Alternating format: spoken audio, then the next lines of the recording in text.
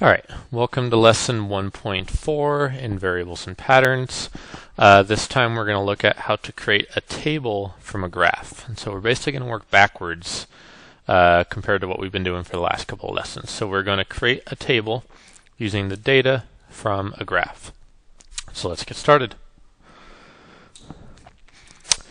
So we're going to assume that this time we're writing from Denver to Pueblo, a little bit more local. So Susie is riding her bike from Denver to Pueblo. She records her distance every half hour and puts the data in the coordinate graph below. Let's look at the coordinate graph. It's got a title, check. It's got independent variable, dependent variable.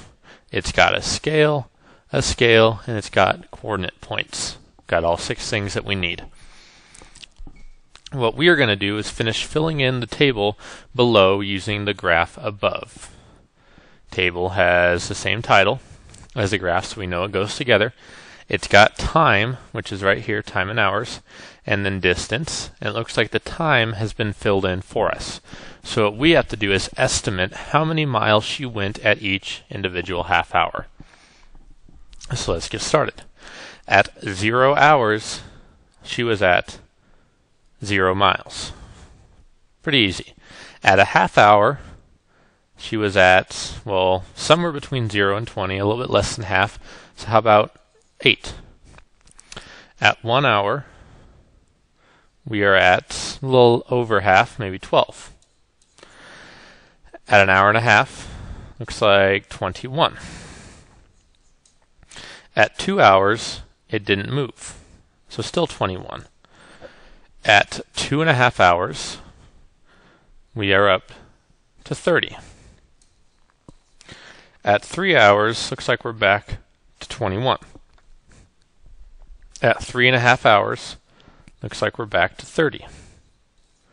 4 hours, just under 40, so maybe 38. 4.5 hours, just under 50, so maybe 49. At 5 hours, we sat there, so 49 again. 5.5 hours, under 60, so maybe 57, 58. At 6 hours, above 60, so maybe 62. At 6.5 hours, just over 70, so maybe 71. At 7 hours, a little bit higher than the last one, so maybe like 72. And at 7.5 hours, just over 80, so I'm going to put 81. Now, notice all the estimation that went into this. If your numbers are maybe a number or two off from mine, that's fine, as long as they're in the right area. This one right here, 8, that's fine. If you put 9, that's okay. If you put 7, that's okay. If you put 24, that's not okay. That's way too far off. So you'll get used to having to estimate and make good estimations. Alright, let's answer a question about this. What do you think happened between hours 2 and 4? Well, let's look. We have hours 2 and 4 right here. So I'm going to clear this a little bit so I can see it better. And to help me out, I'm going to connect the dots between hours 2 and 4. So, went up, went down, went up. Let's think about this. If a graph goes up, we know they went fast. If a graph is flat, we know they stopped. So what do you think happens if a graph goes down? Well, in this case, they go backwards. So she went backwards. Now, not that she pedaled backwards, but she had to go back. I don't know what for something. We have to come up with the reason that she went backwards. So I'm just going to say maybe she forgot her water bottle. So Susie had to go back because she dropped her water bottle. Works for me. Some reason she went back. We don't know what reason that is. Somehow it happened. Alright, let's move on. So, Practice problems. Some students did a jumping jack experiment. They reported their data in the graph below. So here is a very similar graph to one that we made a few lessons ago. Their jumping jack experiment, there's their title, check. Independent variable, dependent variable, scale, scale, coordinate pairs. Everything's there that we need. So let's answer some questions about it. According to the graph, how many jumping jacks did the jumper make by the end of 10 seconds, 20 seconds, and 60 seconds? So let's go back to the graph. At 10 seconds, it looks like we're at 10. At 20, we're at 20. And at 60, we are at 40. So 10, 20, 40.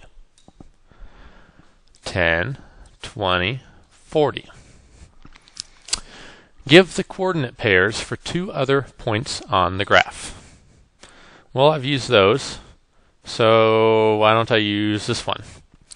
That's at 25, and that's at 25. And how about this one? We're at 35, and that's at 30. So 25, 25.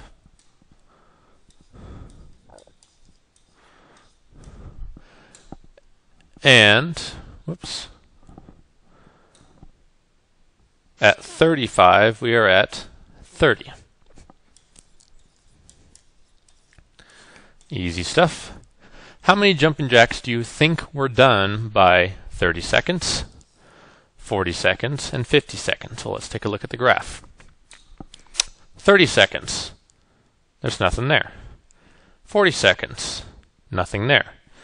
50 seconds, nothing there. So here's what we're going to do. I'm first going to connect the points with line segments. That will help us. Now if I look at 30 seconds, I go up. It crosses the line at about 27 jumping jacks. At 40 seconds, it crosses the line at about 32 jumping jacks.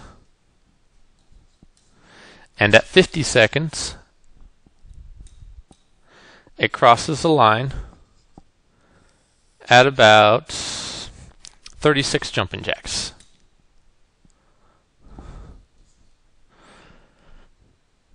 What was the relationship between the time and the number of jumping jacks? We also basically answered this question in lesson 1.1. As the independent variable, which is time, went up, the dependent variable, which is jumping jacks, went up or down. Well, the more time you have, the more jumping jacks you do, so it goes up. Let's look back over the worksheet, make sure we didn't leave anything blank. So lesson 1.4, we created a table from a graph. We turned this table, this graph into this table by estimating. Answered a question about what happened in the graph, so we told the story. We looked at this graph and pulled out all these numbers, pulled out all this data from that graph. So this is the end of lesson 1.4 in variables and patterns. Next up is lesson 2.1, still in variables and patterns.